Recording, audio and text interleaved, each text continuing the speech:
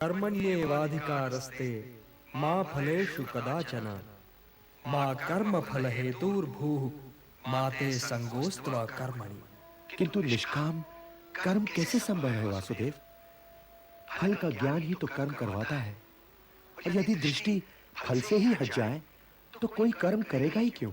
कोई कर्म इसलिए करेगा पार्थ कि कर्म के बिना तो जीवन संभव ही नहीं।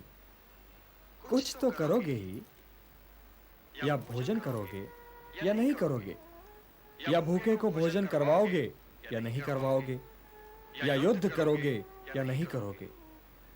तुम्हारे पास तो केवल यही विकल्प है कि तुम क्या करो या क्या ना करो, परंतु परिणाम तुम्हारे वश में नहीं है पार्थ। कर्म फल तुम्हारे वश में नहीं है।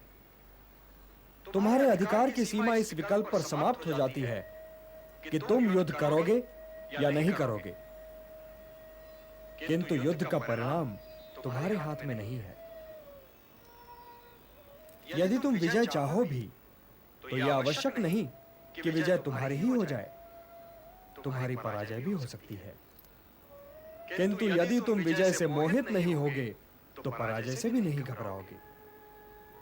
यदि तुम ये सोचो पार्थ कि चाहे विजय हो चाहे पराजय, किंतु तुम तो केवल इसलिए युद्ध कर रहे हो कि युद्ध करना तुम्हारा कर्तव्य है, तो विजय के सुख या पराजय के दुख का प्रश्न ही नहीं उठता। और जो न विजय से सुखी हो और न पराजय से दुखी, वही स्थित प्रज्ञ है। इसलिए हे पार्थ, कर्म के प्रतिफल की चेष्टा न करो। तुम तो केवल वही करो जो तुम्हारे वश में है, अर्थात अपने धर्म का पालन करो। यही कर्मयोग है पार्थ, यही कर्मयोग है। इस रहस्य को समझो पार्थ कि तुम्हारे पास तो केवल करने या ना करने का विकल्प है, किंतु कर्म के अंत पर मनुष्य के अधिकारों की सीमा समाप्त हो जाती है।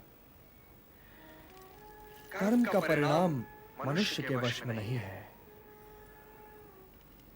तुम सर्वश्रेष्ठ धनुर्धर हो, परंतु यदि तुम्हारा आखेट तनिक भी इधर से उधर हो जाए तो तुम चूक जाओगे।